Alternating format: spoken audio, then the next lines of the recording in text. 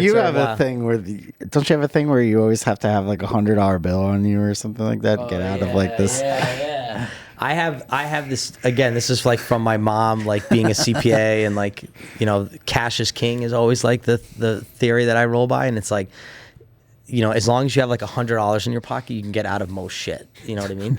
So if I'm shooting, there's always a hundo in my pocket, like broken up into varying bills. But like the idea is to be prepared. So was shooting in India for Vice, and I had to go out and get B-roll. So they just put me in like a cab, like a livery driver that they hired for the day to drive me around.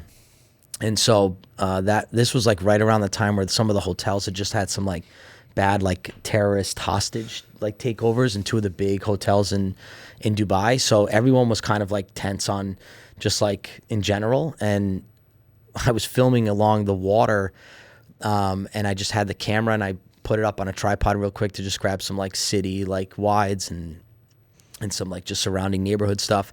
And within like 3 minutes, there was like 4 cops around me, and everybody wants to know what I'm doing. So, you know, I obviously stick out like a sore thumb, like this white guy filming B-roll in India. So they're like, okay, now what are you doing? So I'm a little nervous because I'm like, okay, I don't know what to tell these guys. My cabbie was just the man, bro. He just comes out, he starts yapping, talking to all these guys. So all of a sudden, like 3 of them disperse, 1 stays back. He comes back to the car because I had at that point like made my way to the vehicle because like I didn't want to be standing out in the street if these guys were not happy with me. So I kind of made my way back to the vehicle, and he like comes back to the car and he's like, "You have money in your pocket?" And I was like, "Of course. Like, how much do you need?" He's like, "I think he wanted like $10." So I was like, "Here's 20." So I like gave him the money, and he took it. The police officer was satisfied with that transaction. We went on our way. I told him, just hold on here. I told him drive up another like 300 yards. I got out of the car again. Another cop comes behind me, and another $20 bill. So the B-roll that day cost $40, but Nick didn't go to India's jail cells. So, you know, that's a great exchange, you know, like then that's what I mean. Like literally we were in Peru. I was with a bunch of surfers shooting a surfing doc. And these guys were incredible, and we had this like caravan that they were driving us around in like the whole time.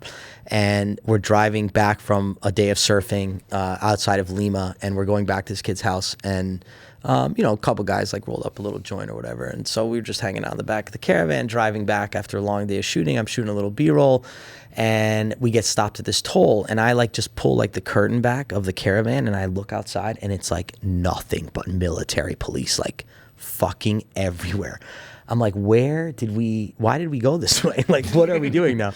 And so I knew we were getting pulled over. So, cause it's an odd vehicle to be driving, I guess, at that, wherever we were or whatever.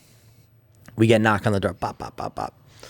And this guy busts through the door, and he is looking for it, bro. He smells the weed. He's screaming at me like in Spanish, like, where's the marijuana? Where's the marijuana? I'm like looking at him like, and I'm like waiting for the fixer to like jump in. So the fixer I had known from one or two other gigs that I had done in Peru as well, in Lima. So I'd worked with him before, and he was amazing. So he like immediately jumped in.